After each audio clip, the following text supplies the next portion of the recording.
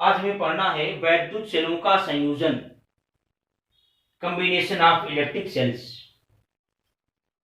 देखें, सेलों को हम तीन प्रकार से जोड़ सकते हैं।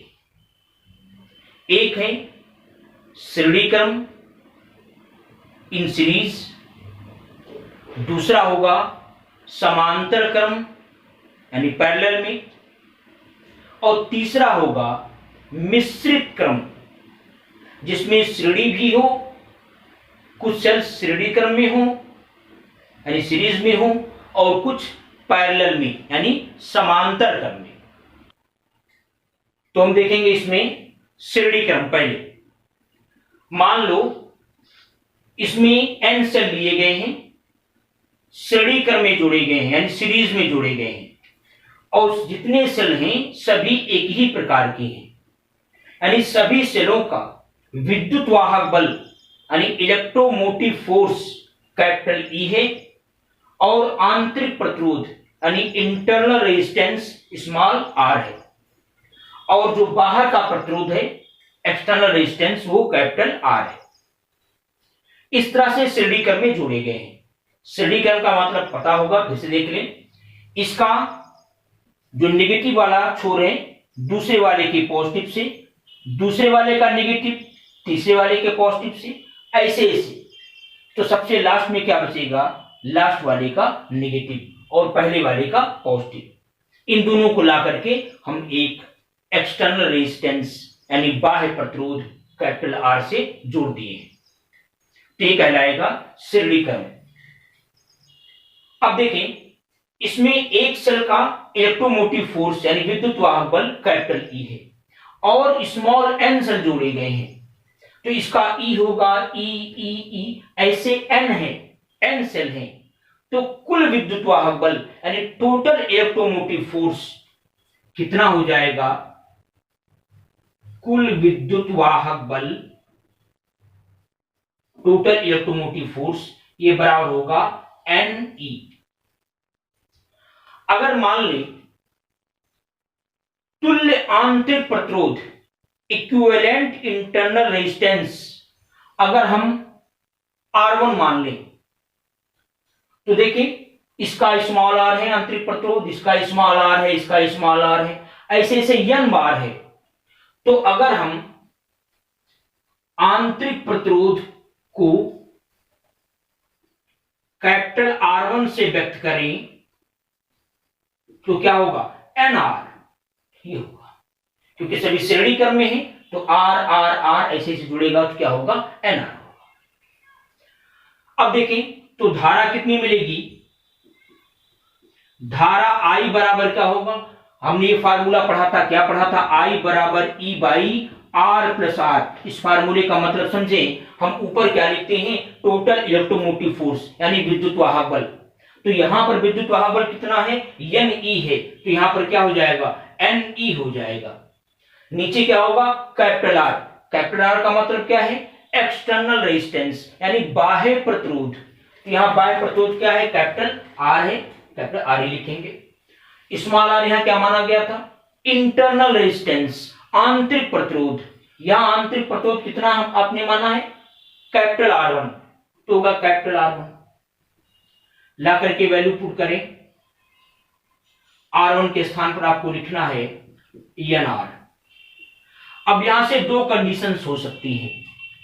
पहला कंडीशन क्या हो सकता है कि यदि कैपिटल R बहुत बड़ा हो NR से, कैपिटल R बहुत बड़ा हो NR से, मतलब जो आंतरिक प्रतिरोध है वो बहुत छोटा हो। किससे? बाह्य प्रतिरोध से। या इसको इस तरह से भी लिख सकते हैं आप, NR बहुत छोटा हो कैपिटल R से, यानी हमें कह रहे हैं कि इंटरनल रेजिस्टेंस बहुत छोटा हो। किससे? बाह्य प्रतिरोध की तुलना में, एक्सटर्नल रेजिस्टेंस की तुलना में ये बहुत छोटा हो। तो अगर ये बहुत छोटा हो तो इसको हम क्या मान लेंगे? नगण्य, यानी छोड़ देने योग्य होगा। तब क्या होगा? देखें, तब I बराबर क्या आएगा? ध्यान दीजिए, हम क्या कर रहे हैं? हम NR को छोड़ दे रहे हैं। क्यों छोड़ दे रहे हैं? क्योंकि इंटरनल रेजिस्टेंस है।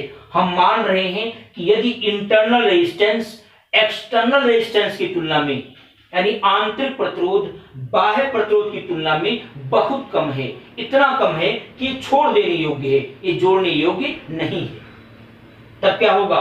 तब I बराबर आएगा N E बटे क्या? R। देख सकते हैं एक सेल से जो धारा प्राप्त होती है वो E बटे R प्लस स्मॉल r होती है। यहां लिखा है E बटे कैपिटल R, स्मॉल r ऐसे भी हम छोटा मान लिए हैं। तो ये मान सकते हैं कि जो E बाई R है ये लगभग एक सेल से प्राप्त धारा है। तो लगभग एक सेल से प्राप्त धारा का n गुना प्राप्त हो रहा है। E बाई R को हम क्या मान सकते हैं? लगभग एक सेल से प्राप्त करंट, उसका कितना गुना प्राप्त हो रहा है? n गुना प्राप्त हो रहा है। इसका मतलब हम जितने इसमें सेल जोड़े हैं उतनी गुना लगभग धारा प्राप्त हो रही है, यानी करंट बहुत ज्यादा प्राप्त हो रहा है। इसका मतलब है कि हमें जोड़ने से फायदा है। अगर हम n सेल को जोड़ेंगे तो जोड़ करके हम धारा को लगभग n गुना कर सकते हैं। अब इसका अर्थ यह हुआ कि अगर आंतरिक प्रतिरोध बहुत ही कम हो तो सेलों को श्रेणी क्रम में जोड़ने से लाभ होगा। सेकंड पार्ट देखें, यदि इसका उल्टा हो, यदि NR बहुत बड़ा हो कैपिटल R की तुलना में, यानी इंटरनल रेजिस्टेंस अधिक हो एक्सटर्नल रेजिस्टेंस की तुलना में, यानी आंतरिक प्रतिरोध बड़ा हो बाह्य प्रतिरोध की तुलना में, तब क्या करेंगे? तब देखें तब क्या होगा? तब I बराबर, अब की बार हम क्या करेंगे? इसको छोड़ेंगे तो होगा NE by NR E by R। E by R का मतलब मान सकते हो लगभग एक सेल से प्राप्त धारा। ये जो आया ये क्या आया? देखें E by R plus R क्या है? ये एक सेल से प्राप्त धारा है। यहां आपको क्या प्राप्त हुआ? E by small r। हम कैपिटल R को इसी छोटा मान रहे हैं, यानी ये लगभग एक सेल से प्राप्त धारा है। इसका मतलब है कि इतना जोड़ने से कोई लाभ नहीं होगा, जितना एक सेल धारा दे रहा था लगभग हमें उतना ही करंट प्राप्त होगा। तो इसी ये सिद्ध हुआ कि अगर सेल का आंतरिक प्रतिरोध कम हो तब हम श्रेणी क्रम में जोड़ेंगे, उससे लाभ होगा। लेकिन अगर आंतरिक प्रतिरोध अधिक है तो श्रेणी क्रम में यानी सीरीज में जोड़ने से कोई लाभ। अब देखें दूसरा, समांतर क्रम इन पैरेलल। इसमें मान लो n सेल हैं, सारे सेलों का विद्युत वाहक बल इलेक्ट्रोमोटिव फोर्स कैपिटल E है, इंटरनल रेजिस्टेंस यानी आंतरिक प्रतिरोध स्मॉल r है, और सभी को समांतर क्रम में एक बाह्य प्रतिरोध कैपिटल R के साथ जोड़ा गया है। समांतर क्रम का मतलब देखें, सभी के पॉजिटिव प्लेट एक साथ A से, सभी के नेगेटिव प्लेट एक साथ B से जोड़े गए हैं। ये जो तरीका है ये समांतर क्रम कहलाएगा, इन पैरेलल कहलाएगा। तो इस तरह से जोड़े गए हैं। अब देखें, एक सेल का विद्युत वाहक बल कैपिटल E है और इसको हमने किस क्रम में जोड़ रखा है? समांतर क्रम में जोड़। तो ये चूंकि पैरेलल में जोड़े गए हैं, समांतर क्रम में जोड़े गए हैं, समांतर क्रम में जो एक सेल का विद्युत वाहक बल होगा वही तुल्य भी होगा। अगर 2 वोल्ट का हम एक सेल जोड़े चाहे 10 सेल जोड़े समांतर क्रम में, तो उसका जो तुल्य विद्युत वाहक बल होगा वो वही होगा जो एक सेल का है, यानी 2 ही वोल्ट होगा। यानी जो कुल विद्युत वाहक बल है